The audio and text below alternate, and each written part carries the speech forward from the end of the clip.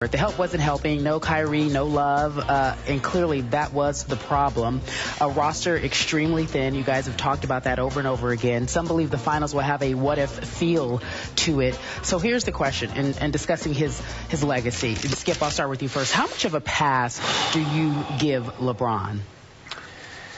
There are two questions here. How much of a pass will he be given, and how much will I give him? I stand by what about you. I know, but I stand by what I said to you yesterday. Mm-hmm. LeBron James has already been given the all-time pass for this finals. Period. End of story. His legend has grown, losing a finals 4-2. I don't care how you slice it.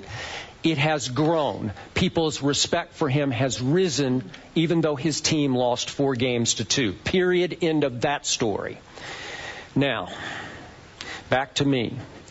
I was watching you on SportsCenter last night with my friend Michael Wilbon, and you asked him a very profound question that sort of stopped him in his tracks for just a second about, do you feel more elation for Golden State, or do you feel sorry for LeBron? Remember that? Yes.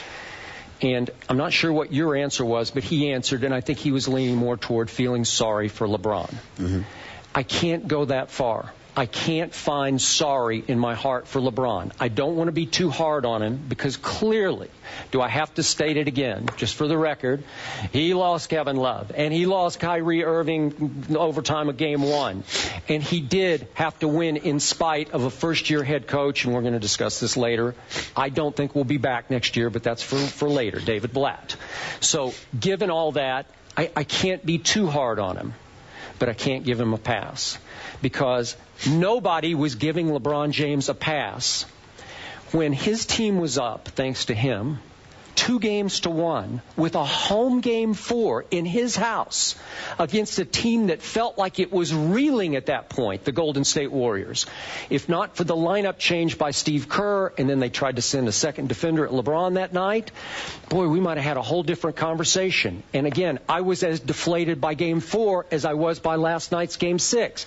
I fully expected LeBron to come out in Game 4 and say, it is over, baby, because he could have virtually closed the deal that night. No team has ever come back in an NBA Finals from 3-1 down. Would you agree if they had gone up 3-1, could they have closed it? They would have closed it. I think they would have closed the deal.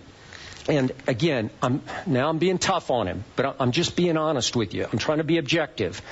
That was a 6-point game. Golden State up 6 going to the fourth quarter, and you said LeBron just flat out ran out of gas. Whether it's mental or physical gas, you said he was spent. He took only 2 shots in that fourth quarter and missed both of them. He scored 0 points in a fourth quarter of a game that could have changed NBA history, could have changed his legacy, because we would all be saying this is the greatest achievement in LeBron James' career. And I'm going to hark back to Game 1 at Oracle. It seems like it was months ago. LeBron James had the basketball in his hands and took again, I wanted him to attack the basket, but he pulled up and took that jump shot. It was a good look. And it left his hand pretty well, and it had a chance for a second. I thought it might go. If that ball falls, we are having such a different conversation right now because, again, we don't know what would happen to Kyrie. Maybe he gets hurt in Game 2 or Game 3. But remember, he got hurt because that game went to overtime. Then they, of course, lost that game. They fell flat in overtime. Then they came back and won Game 2 in overtime, thanks in large part to Delly and the 2 free throws he made.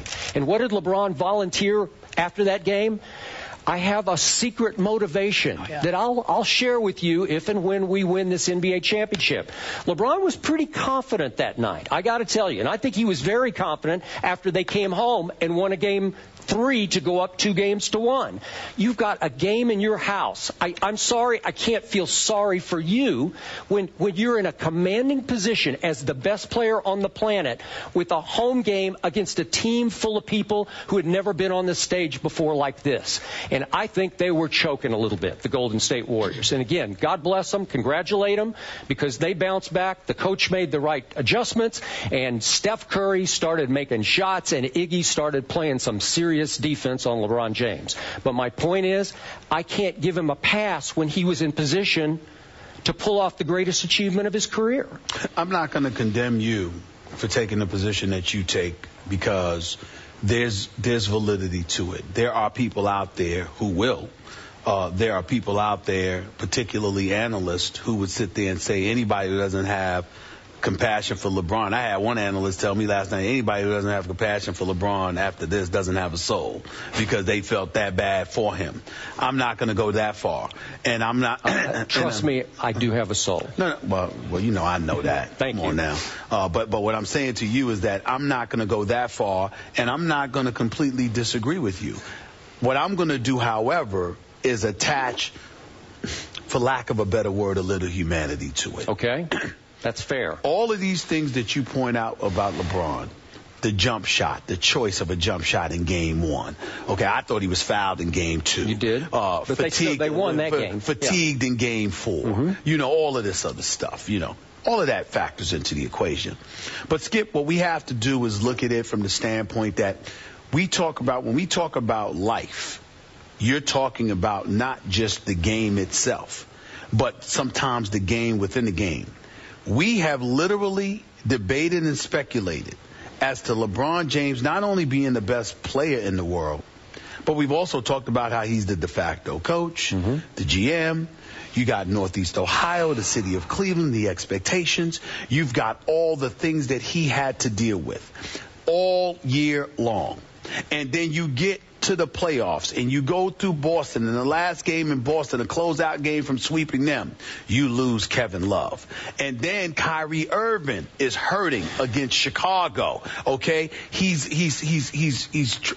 working through it, but he's struggling. And Dellavedova comes up big for you, and you make a big time shot from the left corner and all of that stuff, and that helped. But Kyrie Irving is ailing to the point where you're wondering whether or not he should rest against Atlanta, because even though they were the best team in the Eastern Conference record-wise, nobody anticipated that they would beat the Cleveland Cavaliers. Then the Eastern Conference Finals come, and then you play Game 1 with Kyrie. Kyrie's knees and his right foot and left knee are hurt so bad that he has to sit out Games 2 and 3, and there's debate because internally you've got the players and the staff wanting him to play, because when he's out, it puts more of the burden on LeBron James, and you're wearing the big fella down, you know, for his imminent, you know, confrontation in the finals, and you know he's going to be required to do a lot. But then on the personal side for Kyrie, you got his daddy, his agent, and everybody else not wanting him to play. And so there's friction that's going on there. Kyrie ultimately cuts it down the middle because he doesn't play Games 2 and 3, but he comes back for that Game 4, that closeout game, Atlanta. They blow them out by 30. They advance to the NBA Finals. You rest 9 days. It's believed that Kyrie Irving is at least 65 to 70%, and he'll be able to go.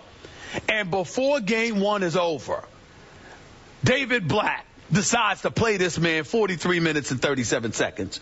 Ultimately, he incurs a cracked patella.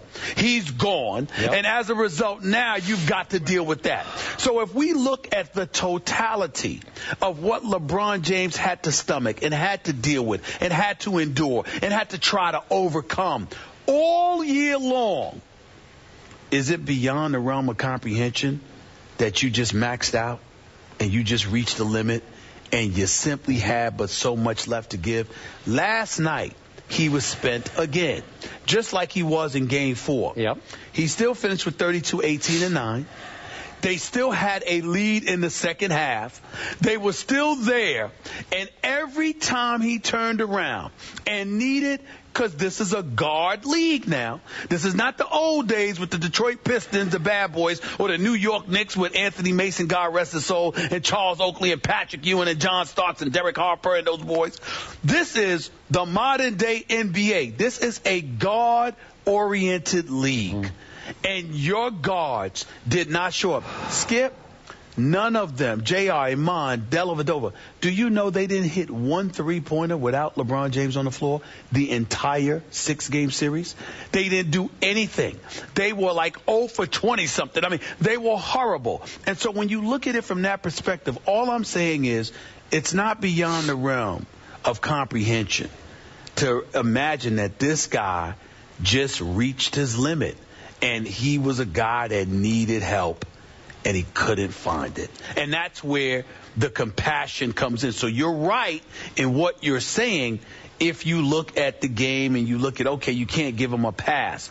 But I would tend to give him more of a pass than you, while not sitting there feeling completely sorry for him. Yeah. I would give him more of a pass than you based on everything I just said. Okay, remember, just quick point of order. Last night, LeBron went 2 of 10 from the three-point line. That's right. And for the playoffs, his non-LeBron teammates carried him from the three-point line until these finals. For the playoffs, LeBron wound up, for players attempting 100 or more in a playoff run, worst three-point percentage ever in the history of the playoffs.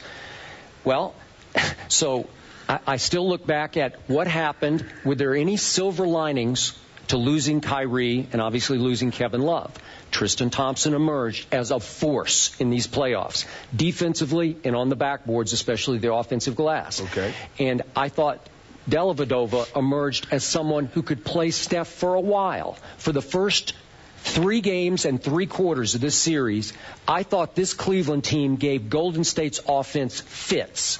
They became a tougher defensive team than Golden State is, and Golden State was the best defensive team in efficiency through the year. They held them to 6 for 22 shooting in the second quarter last night. Yeah. And Dellavedova is a quality reserve because he can really, really defend. He can. But offensively, they had nothing. They had nothing. Okay? So in the big picture, they got to a point where it was time for the king to be the king. And in your mind, because there was so little depth, and he had to play such high minutes that we kept vacillating between, he's superhuman, no, he's human. He's superhuman, no, he's human. And you finally conclude that he's human, right? Well, not just that. I expected this performance in Game 7, not Game 6. Right. Yeah.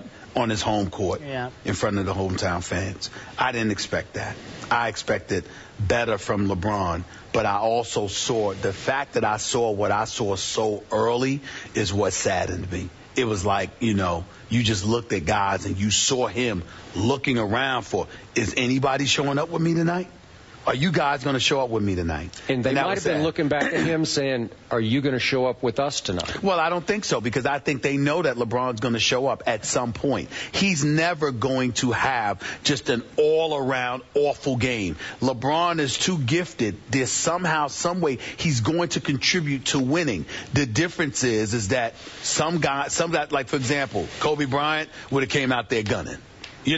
Michael Jordan would have came out there in complete attack mode. Larry Bird would have came out there in complete attack mode. That's the difference. If you want to really, really highlight it, guys would have been more aggressive and more assertive, and their mentality would have been, I'm going down swinging. Yep. As opposed to use a boxing analogy. Y'all too young to know about this, but when Aaron Pryor beat up Alexis Aguero the second time around, not the first, Aguero's literally sat on his backside, Kerry. Literally sat on his backside, and the referee was counting to 10. He was like, yeah, go ahead. Like, I can't beat this guy. Yeah. You know what I mean? He wasn't even knocked out. Yeah. He was just like, I can't beat this guy. I'm count. I have no, just go ahead and count to 10. All right, I was there that night. You were? Yes. You were? Okay. Okay, final thought. Didn't he do that, though? Alexis Aguero just looked at the referee? You nailed it. You got it. Last quick thought. For the finals, the 6 games, LeBron James averaged 20 missed shots for 6 games. That's the second most all-time average misses in a final, to my friend Rick Barry, the Golden State Warrior of distant past, and that was in 1967. I have zero problem that LeBron missed 20 shots a game. He actually apologized for it after the game last night, saying, I never was comfortable doing that. It was the only way to keep them in the game because he had to be most of the offense. So just for the record, I'm fine with the 20 misses a game because it kept him afloat, especially for those first 4 games. All right, the series changed when he was inserted into the starting lineup. We're talking about the finals MVP, Andre Iguodala. The gentlemen discuss it after the break. First take on the road